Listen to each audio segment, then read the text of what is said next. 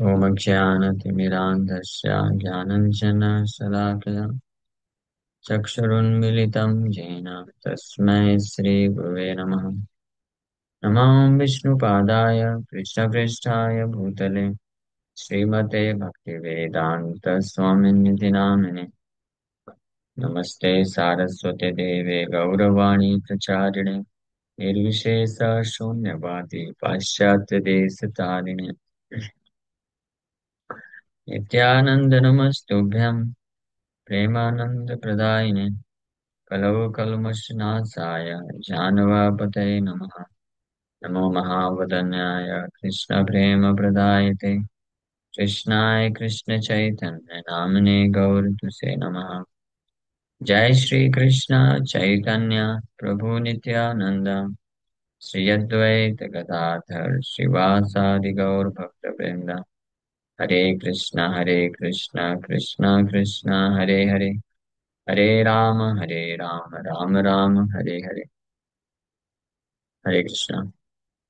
तो आप सभी भक्तों का हार्दिक स्वागत है आज के गौर कथा में।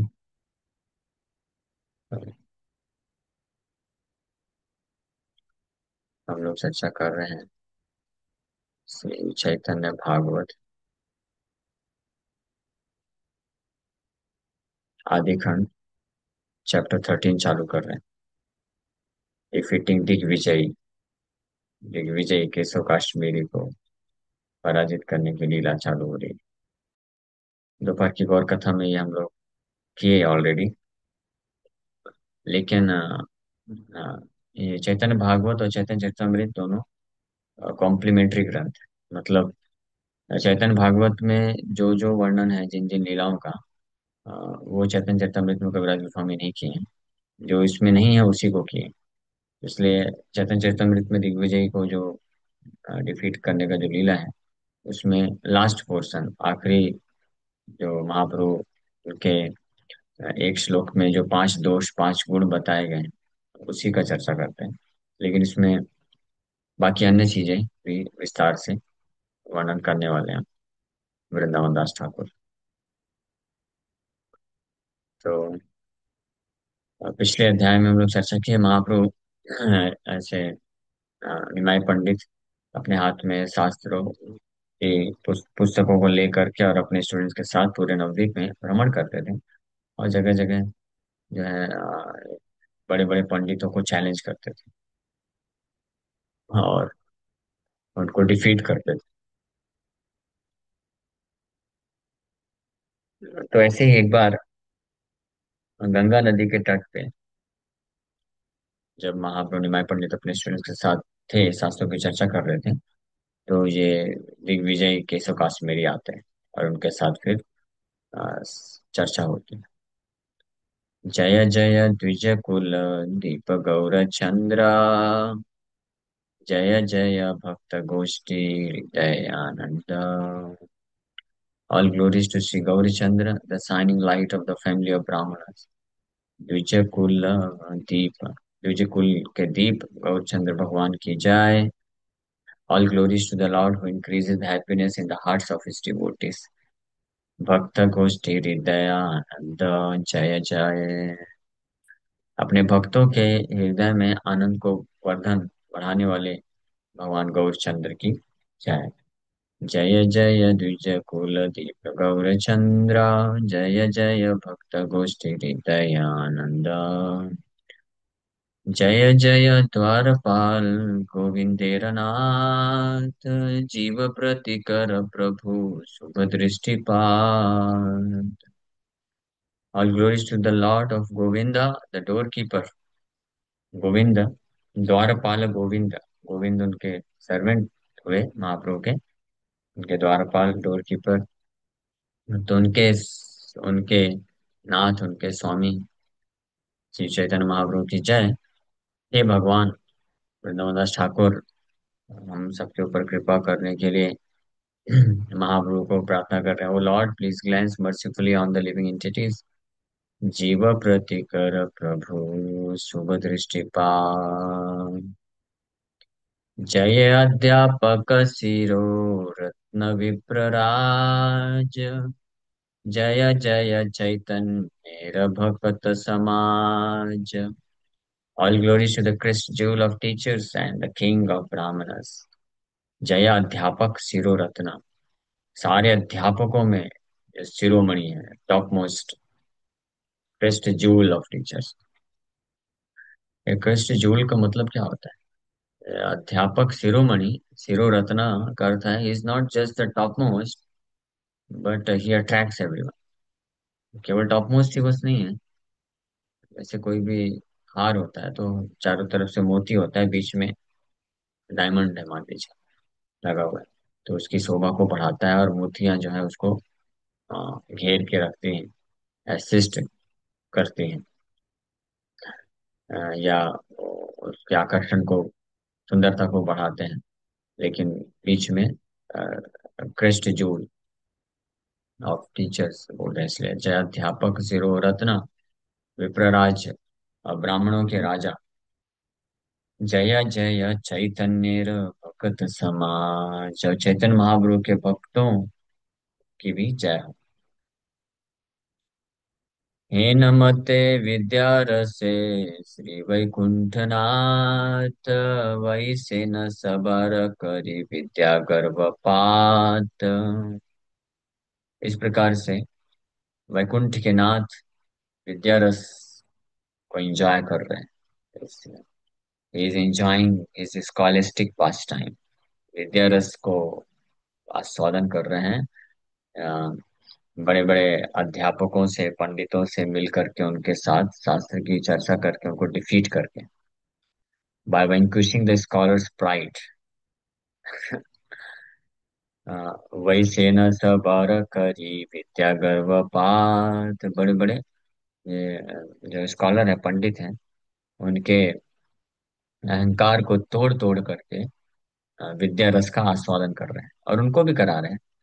अकेले ही नहीं कर रहे हैं, ऐसा नहीं कि निमाई पंडित है सभी के अहंकार को तोड़ के खुद आनंद रस आस्वादन कर रहे हैं, बाकी सब बेचारे रो रहे हैं। नहीं, भगवान की लीला ऐसी होती है कि निमाई पंडित के संपर्क में जो आते हैं, और उनके शास्त्र के चर्चा पे सामने वाले का अहंकार पूरा नष्ट कर देते हैं, फिर वो उसका स्टूडेंट, वो जो व्यक्ति है वो निमाई का स्टूडेंट बन जाता है, और वो भी इंजॉय करता है, यानी शुद्ध कर देता है। यद्यपि ह नवद्वीपे पंडित समाज, कोटियर बुद्ध अध्यापक नाना शास्त्र राज। हालांकि नवद्वीप में कोटि और बुद्ध, करोड़ों करोड़ों अध्यापक लोग, सोचिए, and each of whom had mastered various scriptures। और एक एक ये जो अध्यापक लोग थे, टीचर्स, पंडित, ये अनेकों अनेकों प्रकार के शास्त्रों में निपुण थे।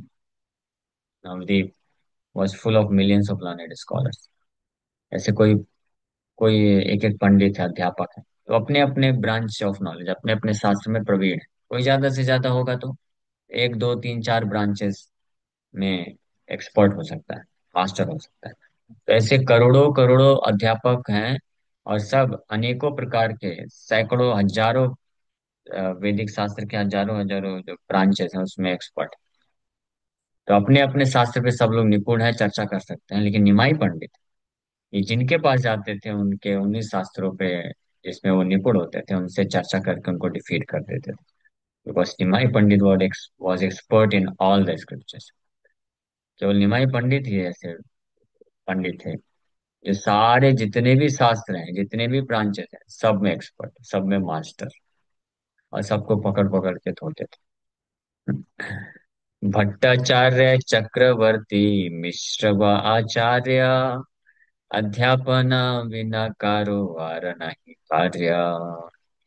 और नवदीप में ये भट्टाचार्य, चक्रवर्ती, मिश्र और आचार्य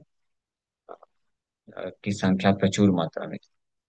भट्टाचार्य, चक्रवर्ती, मिश्र, आचार्य, ये तो अभी सरनेम हो गया, ये लोग यूज करते हैं, बट एक्चुअली में ये सब टाइटल हुआ करते हैं।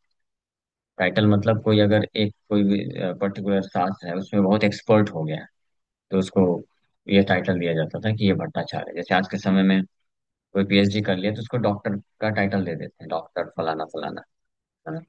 या इंजीनियर का टाइटल दे देते हैं, या ऐसे ही कुछ कुछ टाइटल मिलते हैं मॉडर्न एजुकेशन में भी। तो पहले के समय में शास्त्र में अलग अलग डिवीजन में जो एक्सपर्ट होते थे, बड़े महारत होते थे, इनको कोई डिफीट नहीं कर सकता था, तो उनको ये सब टाइटल दिया जाता था। लेकिन बाद में कालांतर में ये सरनेम हो गया, पर यहाँ पे भट्टाचार्य। तो वहां पे अनेकों, हजारों हजारों भट्टाचार्य, चक्रवर्ती, मिश्र और आचार्य हैं, ये सबके सब एक्सपर्ट है अपने अपने शास्त्र में। यद्यपि यह सबई स्वतंत्र सभा जाय, शास्त्र चर्चा हैले ब्रह्मा रेहा नाही Sai. So these scholars were all independent and so victorious in debating scriptures that they disregarded persons as learned as Lord Brahma.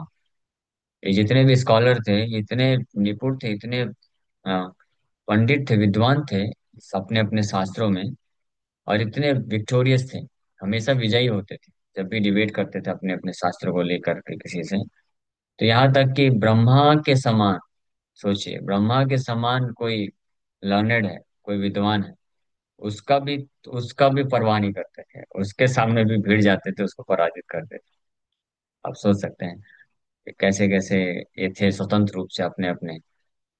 लेकिन प्रभु जत निरवधि अक्षेप करे ना, परंपर साक्षात तेह सबाई सुने ना। The Lord constantly rebuked these scholars who had to directly or indirectly hear those taunts. निमाई पंडित किसी को नहीं छोड़ते थे, सबको पकड़ पकड़ के अच्छे से रिब्यूक करते थे, और टॉन्ट करते थे, उसको फंसा देते थे। हाँ, अच्छा तुम कौन से शास्त्र में निपुण हो? हाँ, ठीक है, इस शास्त्र में बताओ, हाँ, क्या, कोई सूत्र बताओ, उसकी स्थापना करो। फिर उसके उसी शास्त्र के उसी की स्थापना को तोड़ देते थे, फिर बोलते थे इसका खंडन करके। इस प्रकार से निरंतर, ये लीला है भगवान की, निरवधि। निरवधि मतलब डेली, एवरी डे यही कार्य होता था। सुबह सुबह घर से भगवान विष्णु का पूजा करके प्रसाद खा के निकल जाते थे, अपने कुछ स्टूडेंट्स को साथ में लेकर के, और भ्रमण करते थे। स्पेशली गंगा नदी के तट पे बैठ के जब व्याख्या करते थे, तो वहां पे अनेकों अनेकों पंडित लोग आते थे। तो ये कार्य निरंतर महाप्रभु करते थे, निमाई पंडित करते रहते। तथापि हीन जन नाही प्रभु प्रति, द्विरुक्ति करिते कारो नाही शक्ति गति। Nevertheless, not one of them was able to counter the Lord's challenges. ये बड़े बड़े भट्टाचार्य, चक्रवर्ती, मिश्र और आचार्य टाइटल रखने वाले लोग भी, जो कि इतने एक्सपर्ट थे, इतने एक्सपर्ट थे कि ब्रह्मा के जैसा बुद्धि, ब्रह्मा के समान स्कॉलरशिप, विद्वान व्यक्ति को भी चैलेंज कर देते थे, डिफीट करने की शक्ति रखते थे। इन सब को निमाई पंडित अकेले हाँ, जब चैलेंज करते थे, टॉन्ट करते थे, लेकिन किसी की हिम्मत नहीं होती थी कि निमाई पंडित के चैलेंज को काउंटर कर सके। हाँ, आप हम इमेजिन भी नहीं कर सकते हैं क्या है वो चीज। जो निमाई पंडित के साथ जो स्टूडेंट्स होंगे, वो कितने अद्भुत रस को आस्वादन करते होंगे। निमाई पंडित का उम्र ज्यादा नहीं है, ज्यादा से ज्यादा है 15, 15 साल तक पौगंड लीला चली। नहीं, बाल्य लीला 5 वर्ष तक, फिर पौगंड लीला, फिर कैशोर लीला, ये यूथफुल पास टाइम है, 15 साल के ऊपर, 16, 17, 18, 19 साल के आसपास की बात है। दो, इसी बीच में उनका दो विवाह भी हो गया। तो उस समय, और बाकी ये भट्टाचार्य, चक्रवर्ती, मिश्र, आचार्य टाइटल रखने वाले बड़े बड़े विद्वान लोग थे, और कई लोग तो पूरा पूरा जीवन दिए थे शास्त्रों को। इस सबको, किसी को नहीं छोड़ते थे, सबको बिल्कुल चैलेंज कर देते थे, और किसी की हिम्मत नहीं होती थी महाप्रभु के चैलेंज को, निमाई पंडित के चैलेंज को काउंटर करने की। हेन से साधव सजन में प्रभु रे देखिया, सबाई जाए नाई दिखे नम्र हैया। ऐसी स्थिति हो गई थी, ये सब के सब इतने डर जाते थे निमाई पंडित को देख करके। They were so frightened on seeing the lord that they would humbly try to avoid him. इतने डरते थे निमाई पंडित, अगर सामने से आ गए, जिस रास्ते से चल रहे हैं, तो देख रहे हैं निमाई पंडित आ गया, अरे ये फिर फंसाएगा, पता नहीं, हम तो अपने शास्त्र में पूरा निपुण है, ये कहाँ से कैसी व्याख्या करके फंसा देता है, और हम डिफीट हो जाते हैं।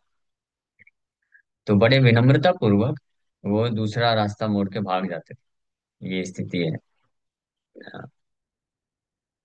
यदि वह हरे प्रभु करे न संभाव, से जन है जन अति बड़ दास। Whoever the Lord spoke with would become his staunch followers. बड़े बड़े पंडित लोग जो महारथ होते थे, जब अगर भगवान निमाई पंडित का सामना हो जाए तो रिजल्ट क्या होता था? बाद में फिर निमाई पंडित का फॉलोवर बन जाता था। जैसे सब बच के भागते थे। साधु भट्टाचार्य जब संन्यास लेने के बाद तो निमाई पंडित भगवान सोचे कि अब नहीं, ये सब छोड़ देना, शास्त्रार्थ ये सब नहीं। बड़े विनम्र हो गए संन्यास लेने के पूर्व ही एक्चुअली। जब इधर से आए थे, गया से, अपने गुरु ईश्वरपुरी से जब दीक्षा ले लिए, उसके बाद निमाय पंडित पूरी तरीके से बदल गए। अब औद्धत उद्धत नहीं हुए, मतलब अहंकारी पंडित के रूप में नहीं रहते थे। बड़े विनम्र हो गए। इतने विनम्र, इतने हम्बल हो गए, अपने आप को इतना तुच्छ मानने लग गए। और निरंतर कृष्ण का स्मरण करते थे, नाम जप करते थे, सब छोड़ दिए, किसी को डिफीट नहीं करते थे। हाँ। और फिर संन्यास लेने के बाद भी कंटिन्यू है, बट एक बार फिर वापस से सार्वभौम भट्टाचार्य के सामने उनको डिफीट नहीं बोलेंगे, उनको उद्धार कर दिए। सार्वभौम भट्टाचार्य को वेदांत सूत्रों का ऐसा व्याख्या सुना है, सार्वभौम भट्टाचार्य तो बेचारा चकित रह गया। सार्वभौम भट्टाचार्य समझ गए कि ये कोई साधारण मनुष्य नहीं, ये साक्षात नारायण है।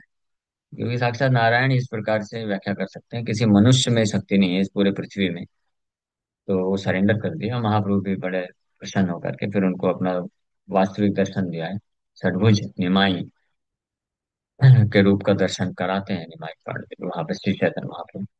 तो ये जब समाचार प्रकाशानंद सरस्वती के पास पहुंचा था बनारस में, तो प्रकाशानंद सरस्वती भी आश्चर्यचकित हो गया था। लेकिन मायावाद का कंटमिनेशन होने के कारण वो इस प्रकार से सोच रहे थे कि ये जो निमाई पंडित है कैसे भ्रमित कर दिया। वो सार्वभौम जो इतना बड़ा स्कॉलर है, वो भी इसका फॉलोवर बन गए। हाँ, वो भी इसका गुणगान कर रहे हैं इस प्रकार से वो भी। तो कोई भी कितना भी बड़ा पंडित हो, कितना भी बड़ा आचार्य हो, भट्टाचार्य हो, लेकिन निमाई पंडित के सामना करने से उनका स्टॉन्च फॉलोवर बन जाता है। स्टॉन्च फॉलोवर मतलब समझते हैं?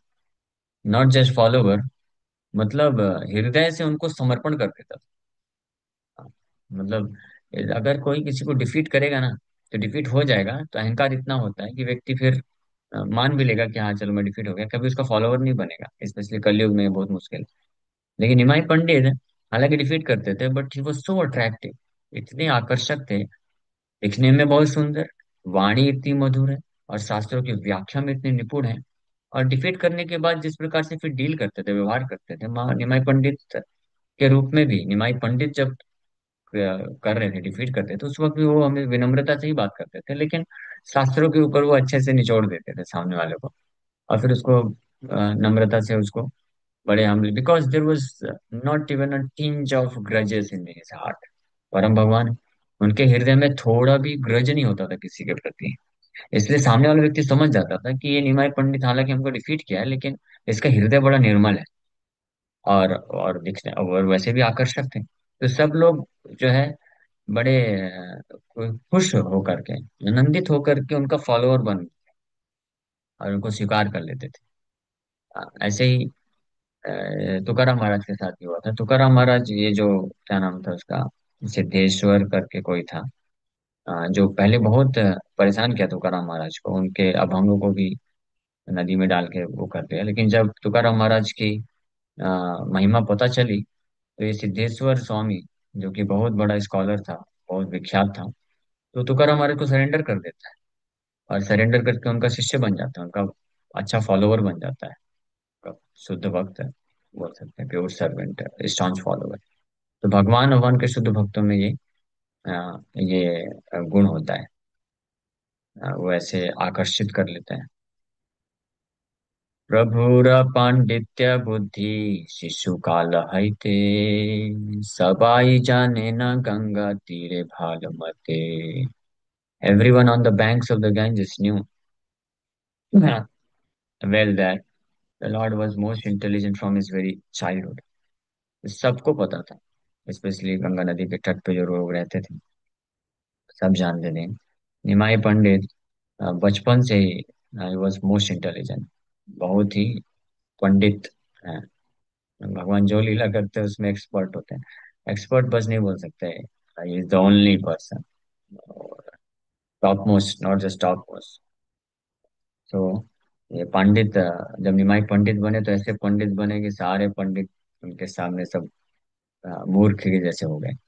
किसी की ऐसे औकात नहीं थी कि उनका सामना कर सके।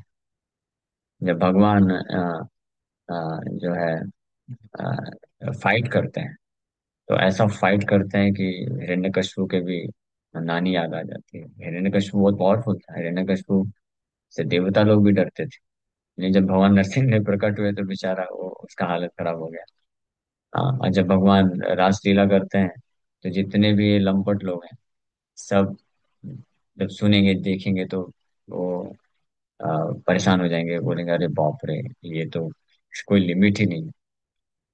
और जब विवाह लीला किए, गृहस्थ आश्रम स्वीकार किए, तो द्वारकाधीश बन करके 16,108 रानियों को जिस प्रकार से संतुष्ट किए, सुखपूर्वक रखे, सबको अपना एक एक पैलेस दिए सारी फैसिलिटी के साथ, कोई व्यक्ति उसको इमेजिन भी नहीं कर सकता है।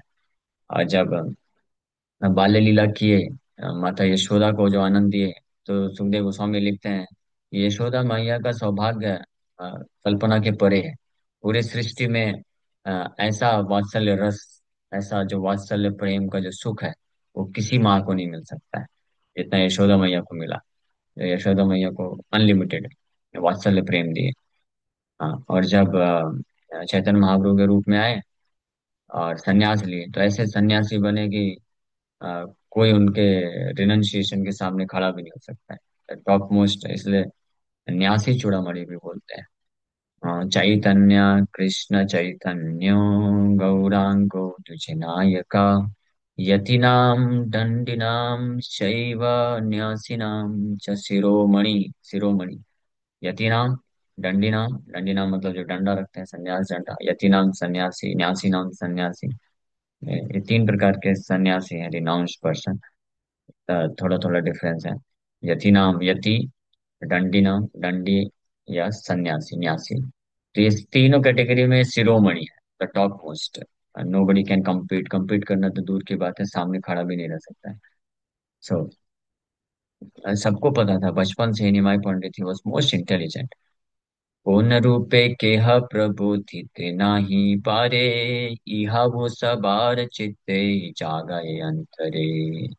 Within their hearts, they knew that the Lord could not be defeated in argument. सबको मालूम था, सब पूरी तरीके से कन्विंस है कि निमाई पंडित को कोई भी आर्गुमेंट में डिफीट कर ही नहीं सकता, impossible. He was so expert. प्रभु देखी स्वभावे जन्मये साधु, साधु अतएव प्रभु देखी सबे है वसा। Therefore, they naturally became frightened when they saw the Lord, and they were obliged to accept subordination to him. इसलिए जैसे निमाई पंडित को ये सब लोग देखते थे, बड़े बड़े पंडित लोग, तो स्वाभाविक रूप से डर जाते थे। ब्रह्मा के बराबर विद्वता रखने वाला व्यक्ति भी सामने खड़ा हो जाए तो ये डरते नहीं थे, ये लोग चैलेंज करके बिल्कुल शास्त्रार्थ करते थे, आर्ग्यूमेंट करते थे। लेकिन एक बालक है निमाई पंडित, बालक नहीं है अभी, युवा है, 16, 17 साल, 18 साल। तो एक नवयुवक है सामने, वो खड़ा हो जाता था, तो ये सब बेचारे स्वाभाविक रूप से डर जाते थे, कांप जाते थे। और they were obliged to accept subordination to him, subordinate हो जाते थे, उनके फॉलोवर बन जाते थे। तथापि हीनतान मायर बड़ाई, पूछी बारे पारे तान हेन जननाई। इतना अद्भुत ऐश्वर्य को प्रकाशित कर रहे हैं, लेकिन फिर भी भगवान के माया शक्ति के प्रभाव से कोई भी उनको पहचान नहीं पा रहा है। कोई कभी कभार ऐसा सोचता था कि ये क्या, ये मनुष्य नहीं है, या तो कोई सिद्ध पुरुष है, कोई देवता है, या शायद नारायण तो नहीं है। ऐसा विचार कभी कभी आता था, लेकिन इमीडिएटली भगवान की माया शक्ति से वो ढक जाता था और कोई नहीं समझ पाता था कि ये कौन है। हाँ, वो एस्ट्रोलॉजर भी नहीं समझ पाया। हमने पिछले कुछ दिन पहले चर्चा किए थे कि भगवान भी क्या अद्भुत लीला करते हैं, बढ़िया फंसाते हैं। एस्ट्रोलॉजर के पास गए, बोले बताओ मेरा पूर्व जन्म। तो बेचारा ध्यान कर रहा है। हाँ, ध्यान करके पूर्व जन्म देखता है, अरे ये तो कृष्ण है। कृष्ण का पूरा स्मरण आ रहा है। तो फिर ध्यान खोला, फिर वापस से ट्राई किया। महाप्रभु बोले क्या हुआ, बताओ मेरा पूरा जन्म क्या था। तो कुछ बोल नहीं पा रहा, बोला एक बार फिर से ट्राई करता हूँ, पूर्व जन्म। तो फिर वापस से ध्यान लगाया तो राम जी का स्मरण आ रहा है। फिर और ध्यान लगाया, वराह मूर्ति, नरसिंह मूर्ति, सारे अवतार उसको ध्यान में, सारे एक के बाद एक अवतार दिख रहे हैं। फिर भी वो व्यक्ति समझ नहीं पा रहा है कि ये वही अवतार खड़ा है यहाँ पे सामने। वो सोच रहा है कि लगता है मैं थक गया हूँ, इसलिए अच्छे से मंत्र पे ध्यान नहीं कर पा रहा हूँ, इसलिए आपका पूरा जन्म नहीं आ पा रहा है। ये पता नहीं अलग अलग भगवान के अवतार क्यों आ रहे हैं। आप एक काम करो, आप कल आओ। कल अच्छे से मैं बढ़िया शांति से अच्छे से मंत्रों का ध्यान करके, और मंत्र कौन, गोपाल मंत्र ध्यान करता था, अपने इष्ट देव भगवान कृष्ण का मंत्र को ध्यान करके एस्ट्रोलॉजिकल कैलकुलेशन करके ध्यान। सोचो, ये एस्ट्रोलॉजी कितना एक्सपर्ट है। वो बस एक्सपर्ट होना चाहिए, लेकिन उसमें सिद्ध होना चाहिए। कोई व्यक्ति तो कर सकता है, केवल सिंपली ऑन मेडिटेशन, मेडिटेट करके व्यक्ति समझ सकता है कि पूरे जन्म में कौन था सामने वाला व्यक्ति। तो वो सही मेडिटेशन करके सब कुछ सही जान रहा है, लेकिन भगवान उसको ऐसा भ्रमित करके रखे थे योग माया में। अब भगवान हंस रहे हैं, हंसते हुए बोले ठीक है बेटा कल आता हूँ। फिर आए नहीं, फिर वो चले गए भगवान दूसरे श्रीधर के पास भी चले गए। तो ऐसे भगवान अपने ऐश्वर्य को प्रकाशित करते हैं, इस हद तक प्रकाशित कर देते हैं कि जिससे पता चलता साफ साफ कि कृष्ण ही भगवान ही नहीं। फिर भी ढक के रखते हैं भगवान, नहीं तो लीला में बाधा आ जाएगी ना। फिर तो दंडवत प्रणाम करने लग जाएंगे सब लोग, तो लीला कैसे करेंगे। जय हो।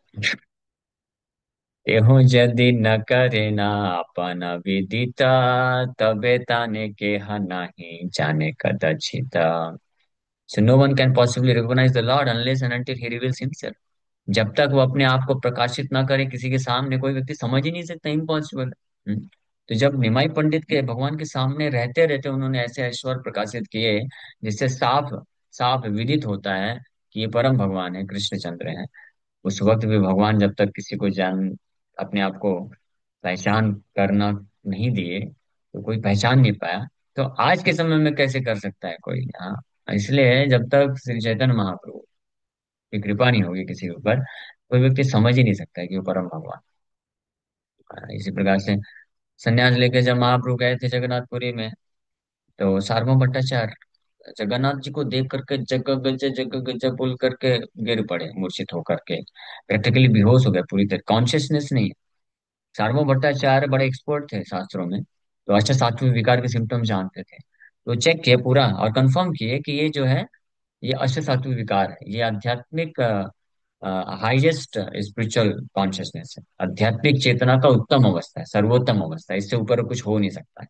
ये सार्वभौम भट्टाचार्य कंफर्म किए, लेकिन उसके बाद भी वो एक्सेप्ट करने को तैयार नहीं है कि ये परम भगवान है। सब शास्त्रों से सब कुछ कंफर्म। गोपीनाथ आचार्य उनको यही चीज बोलते हैं, और कई शास्त्र से प्रमाण भी दिए, तब भी वो एक्सेप्ट नहीं कर पा रहे थे। तो गोपीनाथ आचार्य बोलते हैं कि प्रसाद लेसानुग्रहीत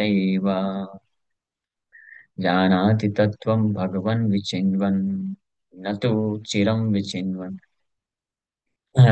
जो भगवान के प्रसाद लेस, उनकी कृपा का लेस मात्र भी जिसको मिल जाएगा, वो जान सकता है कि परम भगवान है, फिर उनके दिव्य सेवा में लगकर उनके प्रति प्रेम विकसित कर सकता है। लेकिन जिनका जिनके ऊपर उनकी ऐसी लेस मात्र कृपा भी नहीं है ना, वो कितना भी शास्त्र अध्ययन करे, कितना भी उसके सामने प्रमाण दे दिया जाए, कितना वो स्वयं भी देख ले भगवान को, तब भी विश्वास नहीं कर पाएगा। हाँ, ये क्या नाम था, दुर्योधन ने तो देखा भगवान को भी विराट रूप में, कहाँ विश्वास कर पाया, उसको लगा ये माया दिखा रहा है। अर्जुन ने भी देखा, दुर्योधन ने भी देखा। ऐसे अनेक उदाहरण हैं, जहाँ पे कई लोगों ने देखा। हिरण्यकशिपु, कंस, सबने देखा ना आखिरकार भगवान के प्रभाव को, कहाँ विश्वास कर पा रहे, क्योंकि वो कृपा नहीं। हाँ, वो कृपा मिलती है प्रसाद लेसा, वो किसी वैष्णव के आशीर्वाद से, वैष्णव के कृपा से वो कृपा मिलती है, तब कोई व्यक्ति को, सब व्यक्ति भगवान को पहचान सकता है। तेहो पुनः नित्य सुप्रसन्न सर्वरीते, ताहा न मायाय पुनः सवे विमोहिते। The Lord is eternally merciful to the living entities in every respect, yet due to the influence of his illusory energy, everyone remained ignorant of his identity. भगवान नित्य रूप से सभी जीवात्माओं के ऊपर दयालु होते हैं हर तरीके से, लेकिन फिर भी उनके माया के प्रभाव के कारण everyone remain ignorant of his identity. उनके माया के प्रभाव से सब लोग फिर भी उनकी वास्तविक स्थिति के बारे में अज्ञानता में थे। क्यों? क्योंकि भगवान वो कुछ लीला करना चाहते थे, बाद में विदित कराए। येन मते सबरे मोहिया गौरचंद्र विद्यारसे नवद्वीपे करे प्रभुरंगा। In this way, Gaurichandra bewildered everyone as he enjoyed his scholastic pastimes with Navadip। Nabadwip में रहते हुए अपने जब इस प्रकार से विद्या रस की लीलाएं करते हुए गौरचंद्र भगवान सबको मोहित करके रखे थे।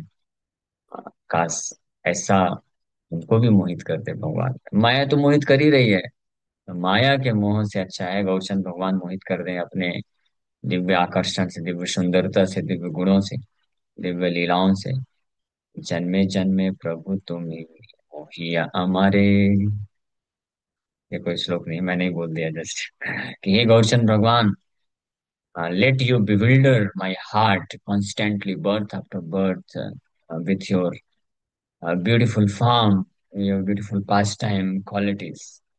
इससे आप भ्रमित करके रखो, तो माया के प्रति भ्रमित नहीं होगा फिर वो व्यक्ति। जो भक्त भगवान के दिव्य सुंदरता से आकर्षित होकर के, दिव्य गुण है, दिव्य गुण, दिव्य लीलाओं से आकर्षित होकर के मोहित हो जाता है, बिल्डर हो जाता है, तो वो माया जगत में कभी भी बिल्डर नहीं हो सकता है। हे न काले तथा एक महादिग्विजयी आइल परमहंकार युक्त हई। अब ये की लीला कल चालू करें। इसी समय, in the meantime, a proud champion of learning arrived in Nabadwip. इसी समय ये सब जब चल रहा था, निमाई पंडित की अद्भुत लीलाएं चल रही हैं, उसी समय एक परम अहंकारी, परम अहंकार युक्त, बहुत ही ज्यादा अहंकार से युक्त एक दिग्विजयी, महादिग्विजय, नॉट जस्ट दिग्विजय, महादिग्विजय आता था। Proud champion of learning arrived इन नवदीप, जिसका नाम था केशव काश्मीरी पंडित। बोलिए केशव काश्मीरी पंडित की जय। जय बोलिए। वो भी भगवान के फिर बाद में शुद्ध भक्त बन गए। हाँ। तो केशव काश्मीरी पंडित ये बहुत ही एक्स्ट्राऑर्डिनरी थे। क्यों एक्स्ट्राऑर्डिनरी थे? क्योंकि माता सरस्वती की कृपा से इनको ये आशीर्वाद था, वरदान था, कि जब भी कहे कि इनके सामने कितना भी बड़ा पंडित आ जाए, ये उसको शास्त्रार्थ में हरा ही देंगे। क्यों? क्योंकि सरस्वती का आशीर्वाद था कि आप जिससे भी शास्त्रार्थ करोगे तो मैं आपके जीवा में आके बैठ जाऊंगी। तो जब माता सरस्वती खुद जीवा में आके बैठ रही है, तो शास्त्रार्थ कौन कर रहा है? सरस्वती के साथ शास्त्रार्थ हो रहा है, तो सरस्वती माता को कौन हरा सकता है? तो इसलिए प्रैक्टिकली किसी के लिए पॉसिबल ही नहीं था कि दिग्विजय पंडित को कोई परास्त कर सके। ये वैसा ही था जैसे बाली, बाली को वरदान था कि किसी के भी सामने आ जाएगा तो उसकी आधी शक्ति उसको मिल जाएगी, तो फिर आराम से सबको हरा देता था। भगवान रामचंद्र ही बाली को वध कर पाए। हाँ। उसी प्रकार से केवल भगवान ही दिग्विजय केशव काश्मीरी को हरा सकते थे, अदरवाइज पॉसिबल नहीं था। Okay. Hare Krishna. Thank you very much.